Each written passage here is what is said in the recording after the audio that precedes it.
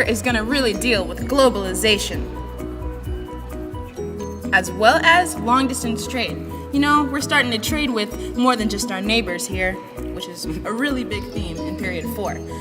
Also, there's a lot of change, much change, if I must say, especially in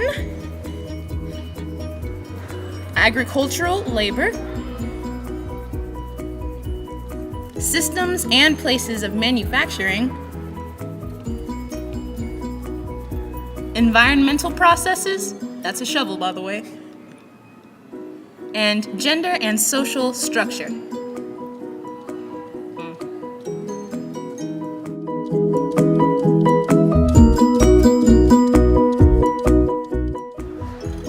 So for starters, there was a large increase in peasant agriculture.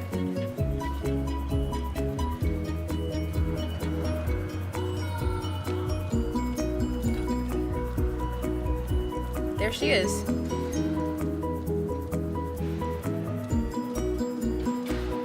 In previous periods, they didn't have this much, but I mean, now you're getting into cultivating more land and more people are gonna want to have your products, so of course there's gonna need a boost in labor, as well as bigger plantations. You know, more people have to cultivate the crops.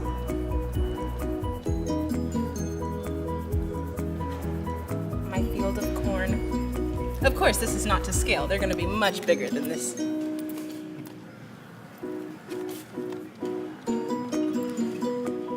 Now, if you have bigger plantations, oh, he's holding the shovel. There we go. If you have bigger plantations, that means you need more people to work on them, right? And that's where our slaves come in.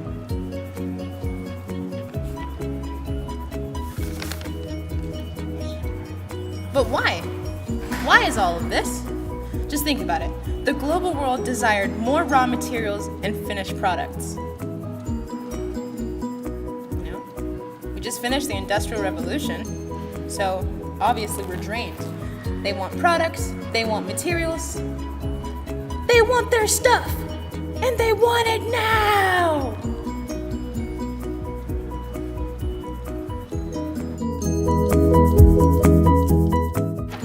The power of the existing political and economic elites was very unstable, and it was difficult for them to compete with the power of the powerful monarchs and leaders.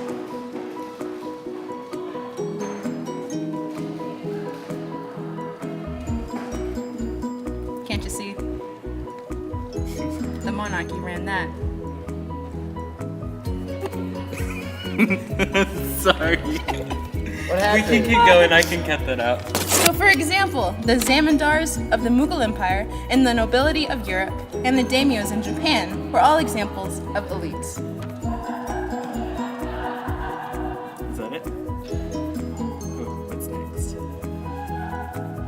Now there was also gender and family reconstruction and change, especially in Africa. I mean, you have to think about the demographic changes from the slave trade and all that would cause. For example, the family size of Europe shrunk. 1, 2, 3.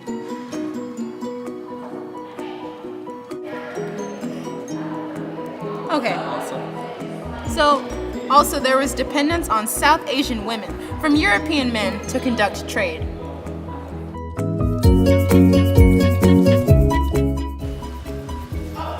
During this period, there were lots of demographic changes.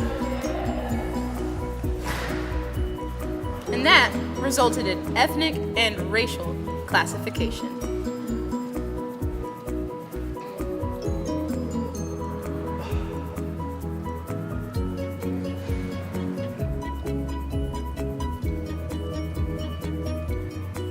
Well, more like division.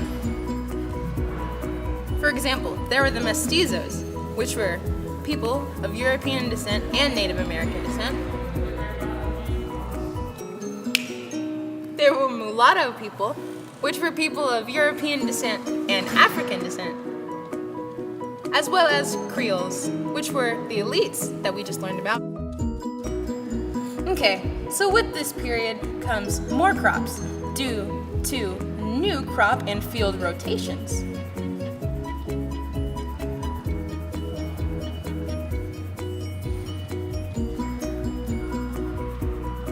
along with the Columbian exchange came a lot of new crops that were introduced, such as corn and the potato. The economy grew from new manufacturing and commercial methods and patterns. Yes, guys, that's a potato and that's corn.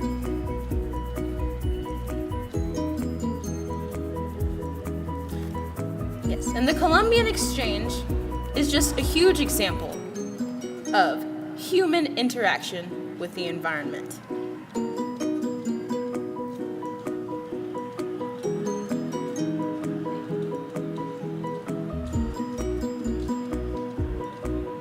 Oh, is that it? Don't forget the expanding economy.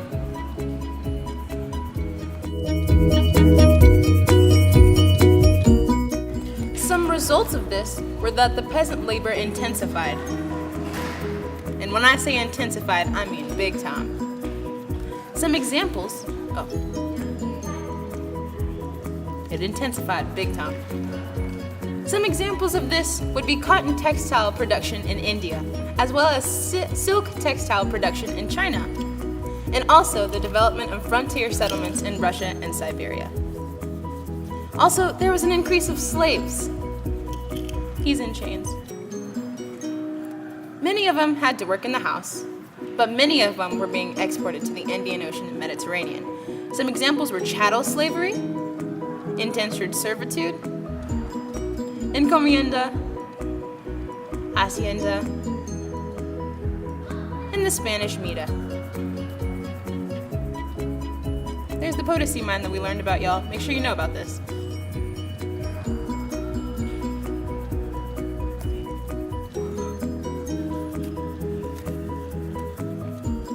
You see, the more plantation economies you have, that means the more the world is demanding for more slaves in the Americas, right? And that's exactly what they got, more slaves.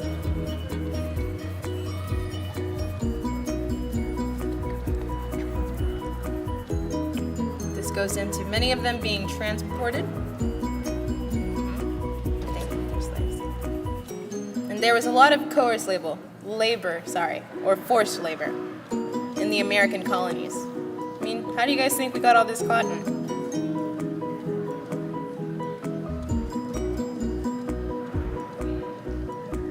Poor slave, by force.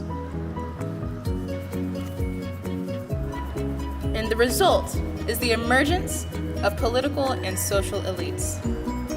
Now this is a diagram showing the class gaps.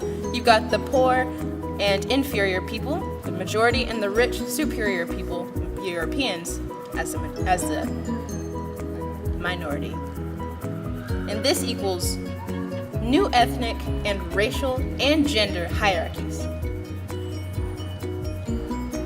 European and African, Europeans saw themselves as superior.